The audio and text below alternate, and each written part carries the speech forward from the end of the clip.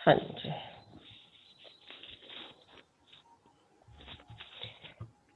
बोलो श्री प्राणनाथ प्यारे की जय, बोलो श्री सतगुरु महाराज की जय।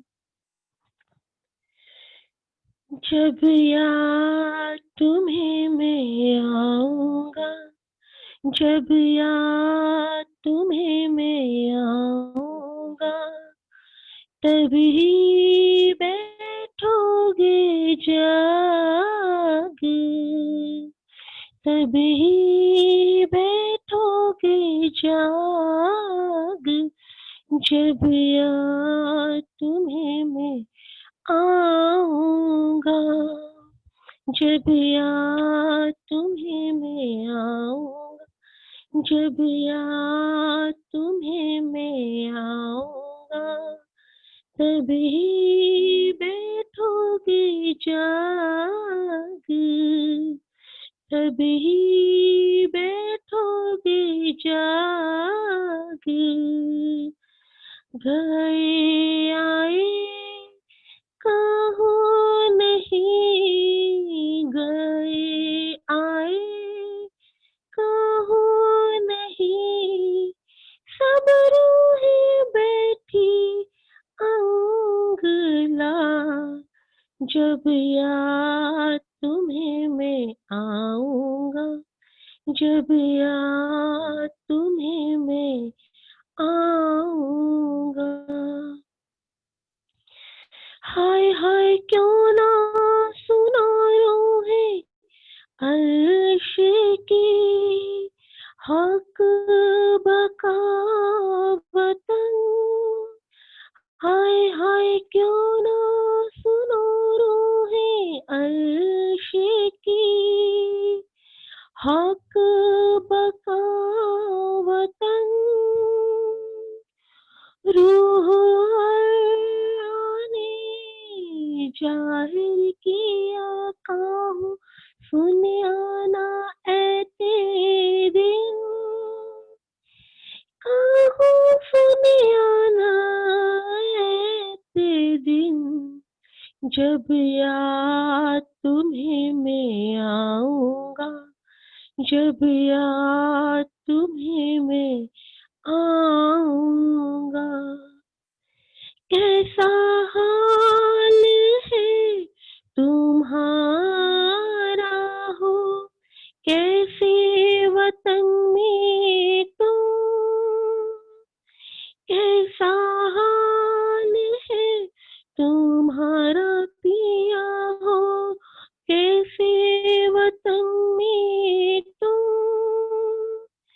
कौन साहिब है तुम्हारी, हाय हाय आवे ना याद कसम। कौन साहिब है तुम्हारी पिया, हाय हाय आवे ना याद कसम, आवे ना याद कसम।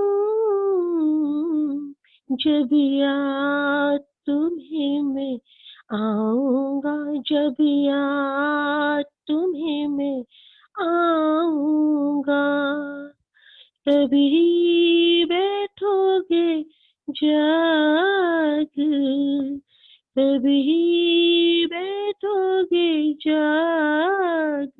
जब याद तुम्हें मैं आऊंगा। बोलो श्री प्राणनाथ प्यारे की जय, बोलो श्री सतगुरु महाराज की जय।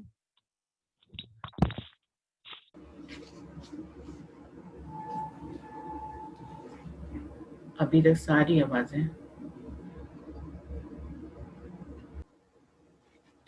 प्रणाम जी सुंदर साथ जी। बोलिए श्री प्राणनाथ प्यारे की जय, बोलिए श्री सद्गुरु महाराज की जय। प्रथम लागू दोई चरण को, धने न छुड़ाइयो खेन, लाक तली लालेड़िया मेरे जीव के ही जीवन, इन पांव तले पड़ी रहूं। धनी नजर खोलो बातून, पलना वालू निरखु नेत्रे, मेरे जीव के ही जीवन, मेरे जीव के ही जीवन। प्रणाम जी। सागर ग्रंथ चल रहा है जिसका 5 सागर हो चुके हैं। अभी छठा सागर है, सागर छठा खुदाई इलम का। बहुत ही इंपॉर्टेंट सागर है ये। अगर इससे तो रूहें सभी जुड़ी हुई हैं कहीं ना कहीं। इलम को ही खुदाई इलम तारतम वाणी है, और हम सब रूहें इस सागर में सबसे ज्यादा रहती हैं। इस कालमाया के ब्रह्मांड में सबसे ज्यादा रूहें, और सागरों तक उनकी पहुंच धीरे धीरे होती है, लेकिन सबसे पहले वो जुड़ती हैं वो राज्य महाराज के इलम के सागर से जुड़ती हैं। तो ये पूरा ब्रह्मांड भी इलम का सागर है, क्योंकि ये अक्षरातीत के हुक्म से बना है। इसमें ब्रह्म सृष्टियों का खेल चल रहा है और ईश्वर सृष्टि का खेल चल रहा है, और इस बार इस पूरे ब्रह्मांड को इसी खुदाई इलम के कारण अखंड होना है। तो ये बहुत ही महत्वपूर्ण सागर है, जिसका अनुभव हम हर पल हर घड़ी करते हैं। जितना कुछ भी हम रस लेते हैं वो इसी खुदाई इलम से लेते हैं। जितनी चर्चनी करते हैं, जितनी चितवनी करते हैं, वो सब इसी खुदाई इलम से होती है। सुंदर साथ जी, तो ये खुदाई इलम का सागर, तो मेरे ख्याल से इसको हम लोग समझते हैं, इस पे विचार करते हैं, पर ये इसके बारे में हर किसी को मालूम है। कोई रूह जो अपने आप को समझती है कि मैं पीछे हूं या आगे हूं, सभी को इस खुदाई इलम के बारे में पता है। तो ये सागर सबकी जान है, खुदाई इलम का सागर, क्योंकि इससे जुड़े बिना कोई भी अक्षरातीत की पहचान कर ही नहीं पाता है। और हम सब ने जो पहचान करी है वो इसी खुदाई इलम से करी है। तो ये हम सबके दिल का ही सागर है, लगभग रूहों के दिल के बहुत करीब है। तो शुरू करते हैं इसमें सुंदर साथ जी। सागर छट्टा है अति बड़ा, जो खुदाई इलम, जरा सा किनमें नहीं, जिनमें हक हुक्म। ये जो छठा सागर है बहुत ही बड़ा है, बड़ा तो है ही है। इसी सागर को दिखाने के लिए ही तो सब कुछ हुआ। इल्म का ज्ञान कराने के लिए तो सब कुछ हुआ। परम धाम में प्रेम ही प्रेम था, इल्म तो था ही नहीं। तो इस सागर में डुबाने के लिए ही सब कुछ हुआ। तो ये बहुत ही बड़ा सागर है जो खुदाई इल्म, ये खुदा राजी महाराज के इल्म का सागर है। जरा सा कितने नहीं, जिनमें हक हुक्म। और ये राजी महाराज के हुक्म से ही यहाँ पर आया है।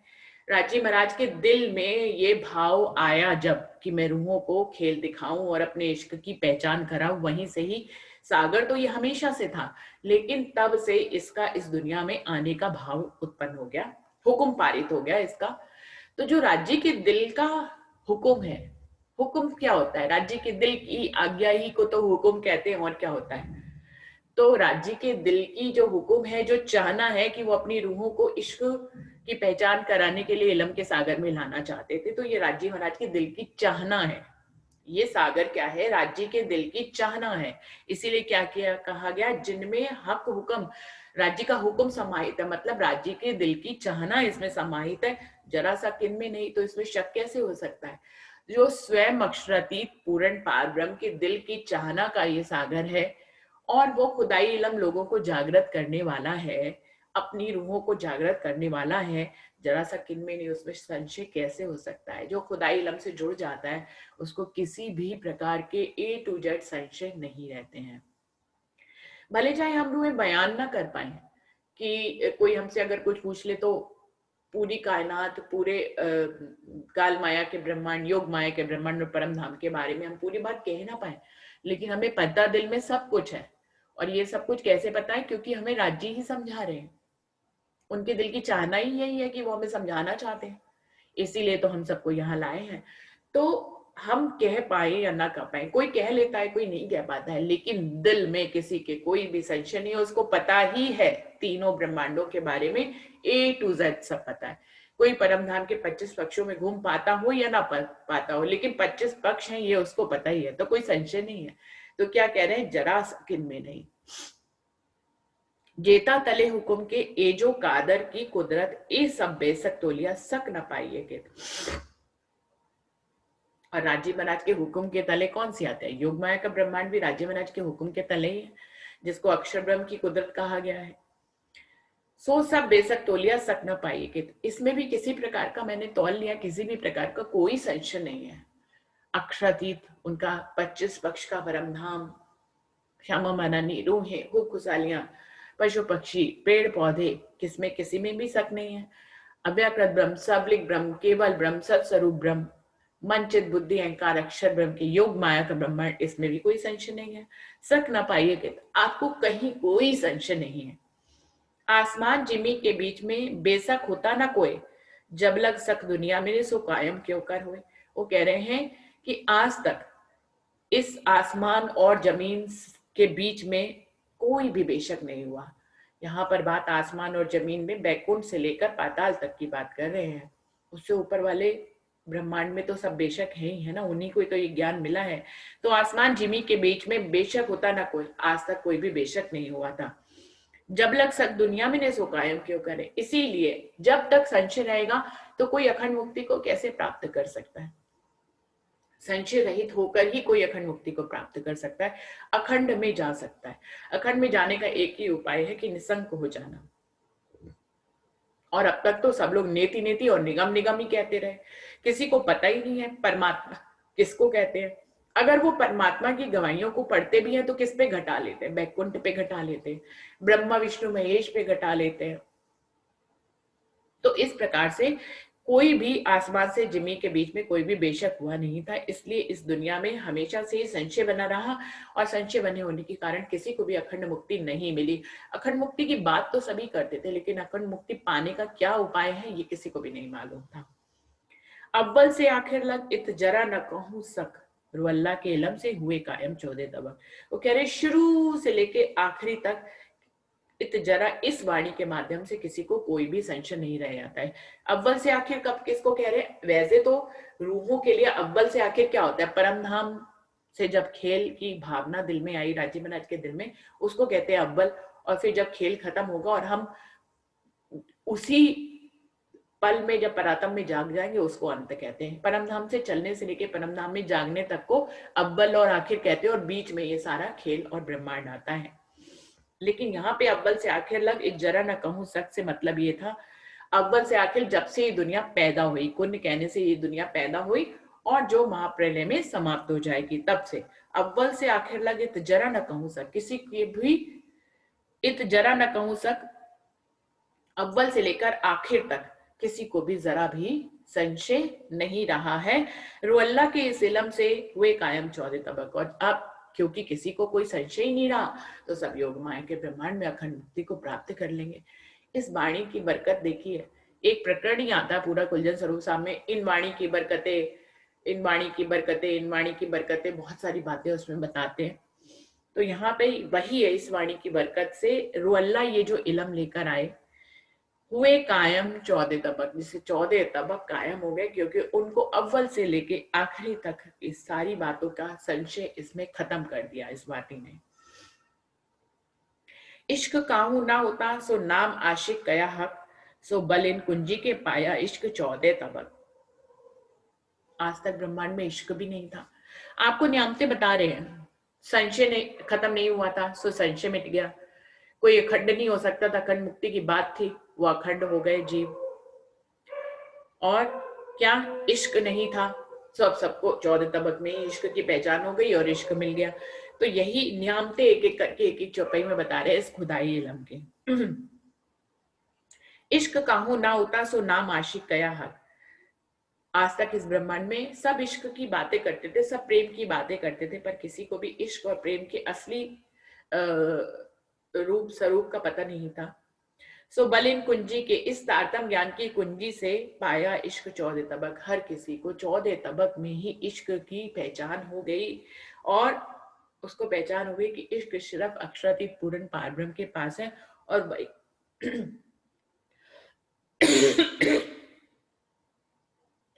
और वही आशिक है।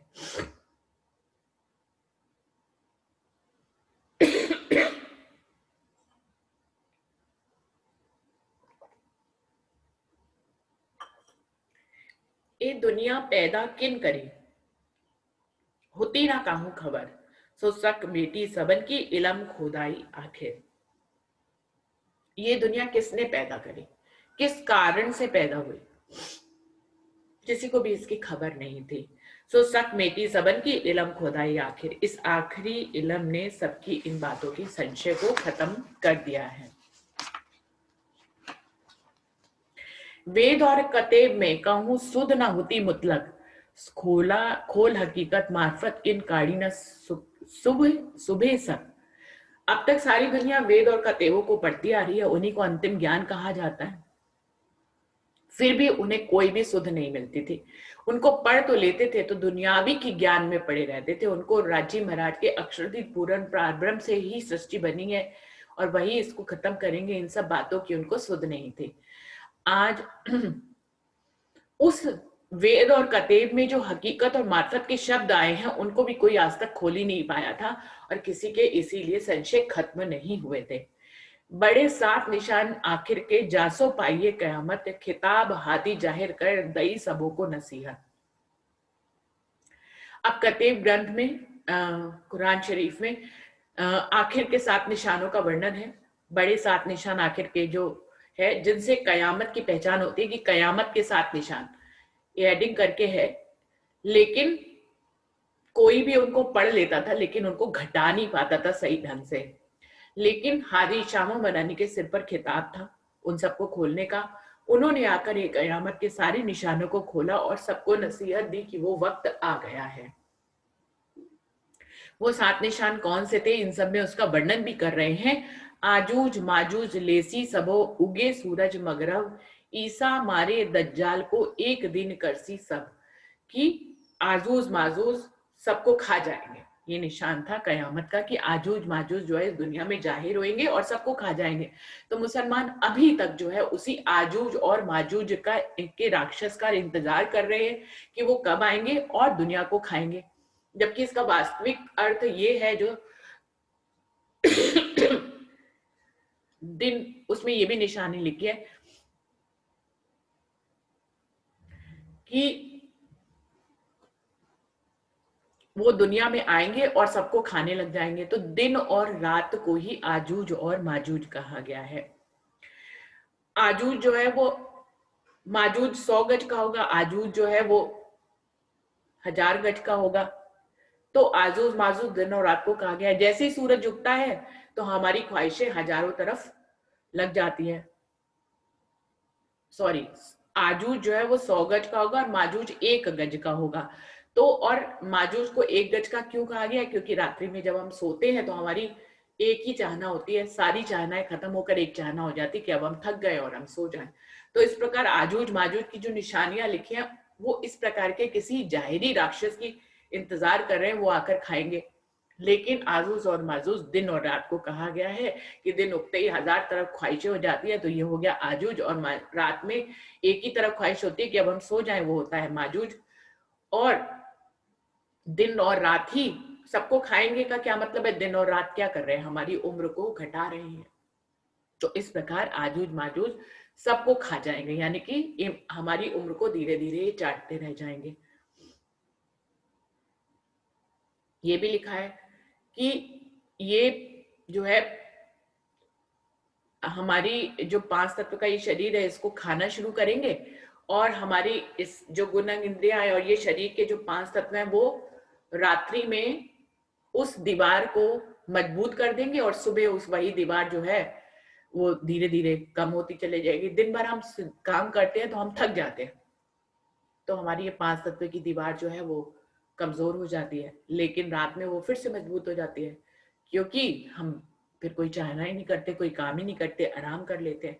तो आजूज माजूज की ये सारी बातें जो निशानियों के रूप में लिखी थी वो उसको जाहिरी रूप में घटा रहे हैं, जबकि शिवजी साहिब जी ने आकर यहाँ पर इंद्रावती ने इस वाणी के माध्यम से, श्यामा महारानी ने इस वाणी के माध्यम से ये सारी बातें खोल दी हैं कि आजूज माजूज कोई राक्षस नहीं बल्कि दिन और रात को कहा गया है। उगे सूरज मगरब, ये एक अनोखी बात थी कि सूरज हमेशा पूरब में उगता है, लेकिन जब कयामत का समय आएगा तो सूरज मगरब में उग जाएगा। अब इसका बातूनी अर्थ, वो बातूनी जाहिरी में सोच रहे हैं कि सूरज वो दिन कब आएगा, क्यामत का दिन होगा जब सब कुछ उल्टा पुल्टा हो जाएगा, प्रकृति में सूरज जो है पूरब की जगह से पश्चिम में उगने लग जाएगा, पर ऐसा कुछ भी नहीं होने वाला है। सूरज पश्चिम में उगने से मतलब ये था कि जितनी भी नियामतें पहले कुरान में मोहम्मद साहब लेकर आए थे, अब वही जो है हिंदुओं में आ जाएंगे। तो उगे सूरज मगरब, यानी कि अब उनके लिए पश्चिम में सूरज उगना हो गया। और कहा है कि पश्चिम में सूरज उगेगा लेकिन उसमें रोशनी नहीं होगी, यानी कि उधर से सारी खुदाई इल्म की नियामतें जो कुरान में आई थी वो सब जो है उठकर शिरडी साहिब जी के तन में आ गई, इंद्रावती के तन में आ गई और पन्ना जी में आ गई। तो वहां से ऐसा कौन सा सूरज होता है जिसमें रोशनी नहीं होती है?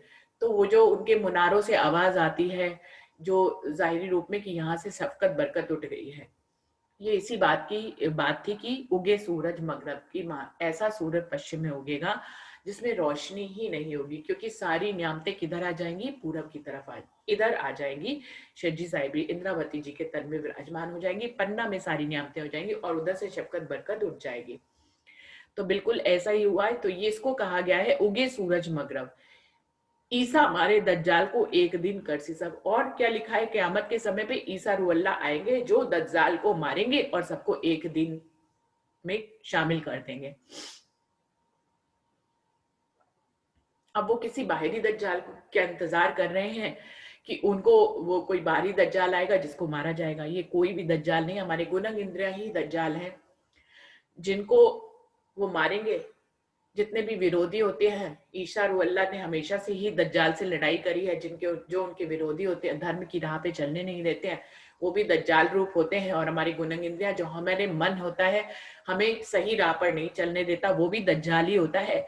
और ईसा रूहल्लाह वो ज्ञान लेके आएंगे कि जिस ज्ञान से हम इस प्रकार के दज्जालों को हरा कर और राज्य की तरफ बढ़ेंगे। यही ईसा रूहल्लाह का दज्जाल को मारना और एक दिन करना है। वो इसको जाहिरी रूप में कहीं इंतजार कर रहे हैं सारे मुस्लिम, जो कि कभी भी नहीं होने वाला है। अपने ही अंदर के दज्जाल को और अपने बाहर के जो हमें राह परमात्मा की राह पर चलने से रोकते हैं, इन सारे दज्जाल को ज्ञान से पार करके, ज्ञान से मारकर अक्षरातीत पूर्ण पारब्रह्म की पहचान करना, उनके चरणों में समर्पित होना, यही ईसा का दज्जाल को मारना और एक दिन करना है। दाबा होसी जाहिर मेहदी मोमिनो इमामत, उड़ावे सूर असराफील बेशक पाया वक़्त। और क्या कह रहे हैं? कयामत के समय पे दातुल अर्ज नामक एक जानवर जाहिर होगा जिसकी जो है बहुत पीठ ऊंची होगी और वो अगर गिर गया तो उसके नीचे सारी सृष्टि गिर जाएगी। तो ये किसको कहा गया? दातुल अर्ज नामक जानवर जो जाहिर होगा, जो हमारे अंदर उसकी कई निशानियां लिखी है कि उसके जो है दातुल अर्ज नामक जो जानवर होगा उसके सुअर जैसे पीठ गर्दन होगी, मुर्गे जैसी गर्दन होगी, और जो है उसके पहाड़ी बैल जैसे सींग होंगे।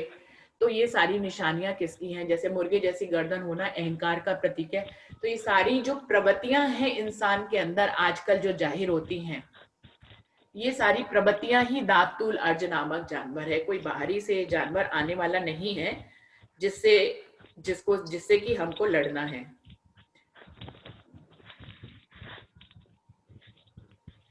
सुंदर साची, ये माइक अंजू आपका ऑन हो गया जिसके कारण से डिस्टरबेंस हो रही है, आप उसको बंद कर लें। तो इस प्रकार से दातुल अर्ज नामक जानवर हमारी ही बुरी प्रवृत्तियां हैं कि सुअर जैसी आंख होगी, हमेशा बुराई की तरफ देखेगी, गंदगी की तरफ देखेगी। तो हमारे अंदर, सारे मनुष्यों के अंदर यही प्रवृत्ति होती है कि वो बुराइयों को बहुत पहले देख लेते हैं, अच्छाइयों को बहुत बाद में देखते हैं। और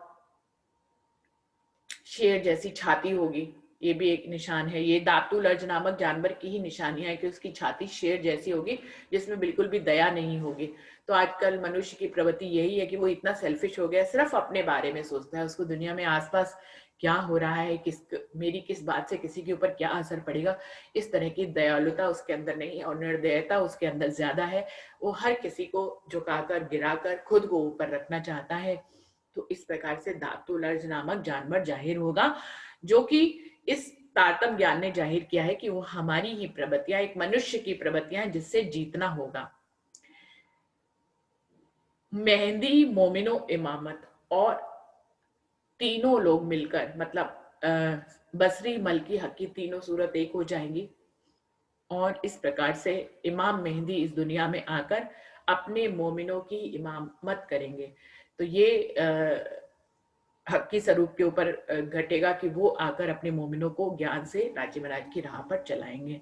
उड़ावे सूर असराफील, और असराफील के बारे में कहा गया है कि वो दो सूर फूकेगा, एक सूर में वो सबको ज्ञान देगा और दूसरे सूर में सबको कायम कर देगा।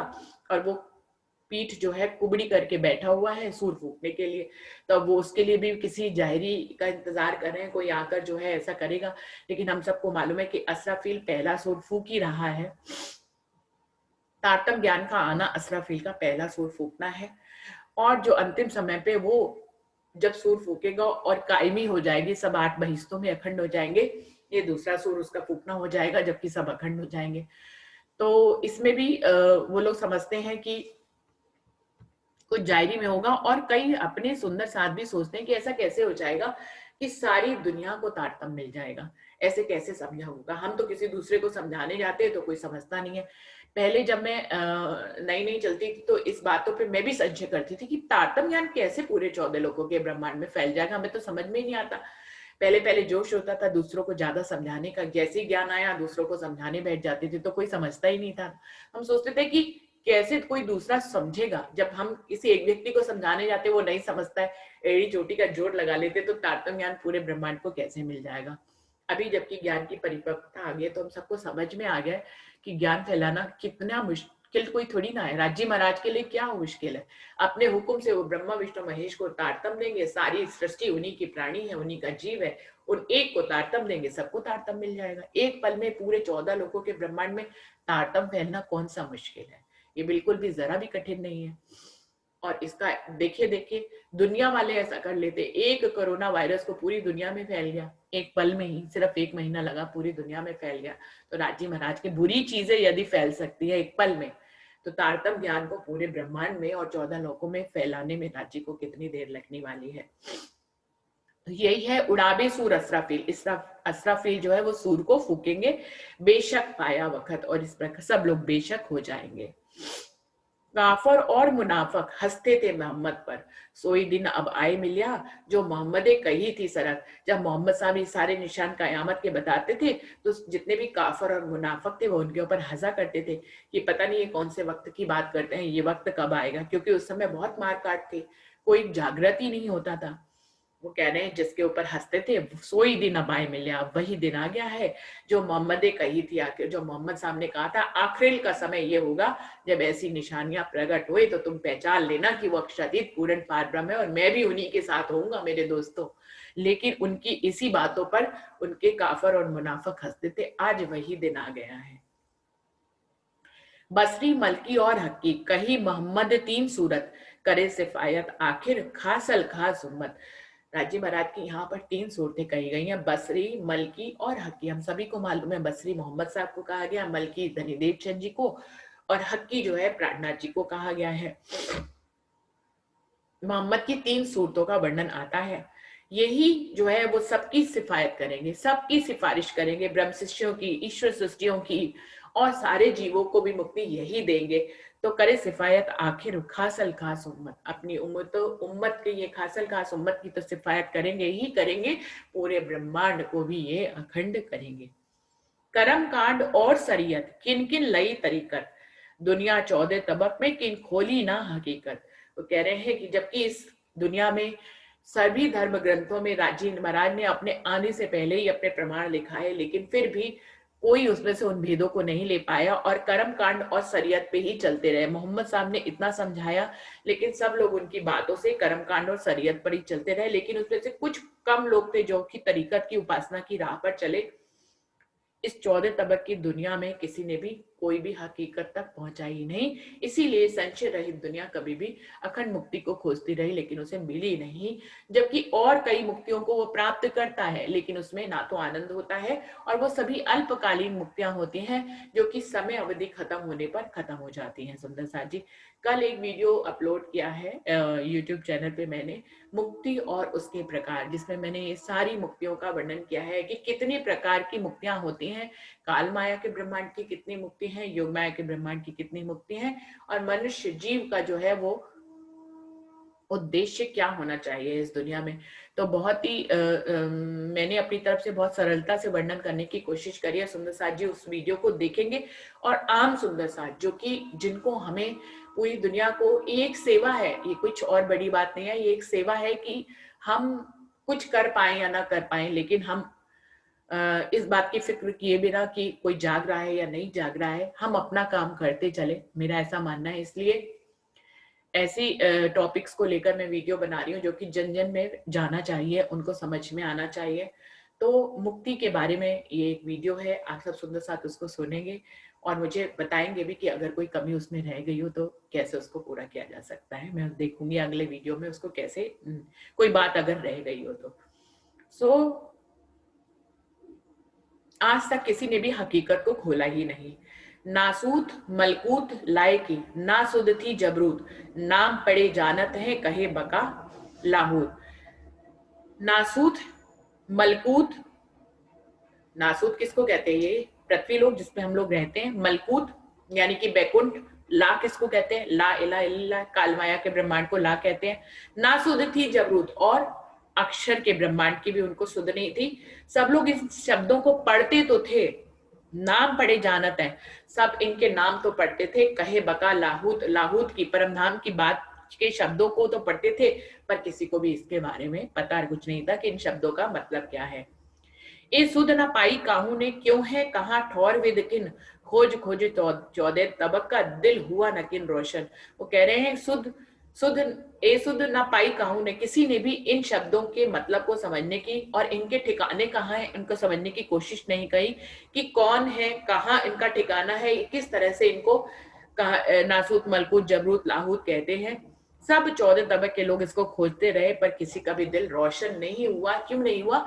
क्योंकि इनको खोलने की चाबी जो है तारतम ज्ञान, वो है इन सिर्फ सुंदरबाई लेकर आई, उसके बाद ही ये सारे ताले खुले। तो इस क्योंकि छठा सागर है, खुदाई इलम का है और इसकी महिमा बताई जा रही है, इसलिए में इसमें सारी बातें कही गई हैं। लेकिन सुंदर साथ अगर हम अपने ऊपर घटाएं, ये तो एक आम पूरे 14 लोगों की बात हो रही है, लेकिन हम लोग अगर अपने ऊपर इस खुदाई इलम की एक एक चौपाई को घटाएं, तो हम जब पहले जीव थे, हमें वाणी नहीं मिले थी, तो क्या हमें नासूत मलकूत जबरूत लाहूत का मतलब पता था? नहीं पता था, है ना। हमें नहीं पता था प्रेम लक्षणा भक्ति क्या होती है, हमें नहीं पता था इश्क क्या होता है, हमें नहीं पता था कि मुक्तियां किस प्रकार से मिलती हैं, हमें नहीं पता था क़यामत के क्या निशान होते हैं और जो निशान लिखे भी है उनका क्या मतलब होता है। तो अगर अपने ऊपर भी देखें, हम जैसे जैसे तारतम वाणी में आगे बढ़ते चले गए, तो हमारे जीव को ये सब कुछ पता चलता चला गया। तो हम दुनिया के जीवों की तो बात इसमें कही जा रही है, लेकिन हम अपने जीव की तरक्की को यदि देखें, हम अपने जीव की सीढ़ियों को यदि देखें, तो हमें लगेगा कि खुदाई इलम की एक एक चौपाई हमारे ही जीव पर लागू हो रही है। मैं तो बिल्कुल ही कहूंगी कि मुझे इन सब बातों का बिल्कुल मतलब नहीं पता था, और आज इन सब बातों का मतलब पता है, दूसरों को बता भी सकते हैं। और मतलब कितना सामर्थ्य आया, ये किसने दिया? ये सिर्फ राजी महाराज ने दिया। एक प्रकरण भी वाणी में आता है जिसमें तौल मोल है कि कैसी बदबू में थे, अब कैसी खुशबू में आ गए, अब पहले आप कैसे थे, अब आप कैसे हो गए। तो उसमें सारा तालमेल बताया गया है इस वाणी का, कि मतलब इस वाणी के आने पर आपके अंदर क्या क्या हुआ, पहले आप ये नहीं जानते थे, अब आप ऐसे हो गए, पहले आप। तो उस प्रकरण में बहुत अच्छा सामंजस्य है, कभी उस पर भी पहुंचेंगे हम लोग, तो अच्छा लगेगा पढ़ के। तो मैं तो अपने जीव की अगर तरक्की देखूं, तो ये पूरा ही खुदाई इलम की एक एक चौपाई ही हमारे अपने जीव के ऊपर ही घटित होती है। सो इलम खुदाई लदुन्नी पहुंचिया 14 तबक, सो इत्थे मेहर पसरी सबे हुए बेशक। और ये खुदाई इलम जो लदुन्नी यहाँ पर आया, अब ये राजी महाराज की मेहर और हुक्म से 14 तबक में पहुंच रहा है। देखिए 14 तबक पे कैसे पहुंचना है, अगर हम कहेंगे कि वो तो अंतिम समय पे 14 तबक में पहुंचेगा। अब इस बात को आप इस ढंग से घटाइए, मेरा जीव है, हम सबके अंदर जीव है। जीव किसका अंश है? विष्णु भगवान का अंश है। हमारे ऊपर कौन बैठी है? आत्मा बैठी है।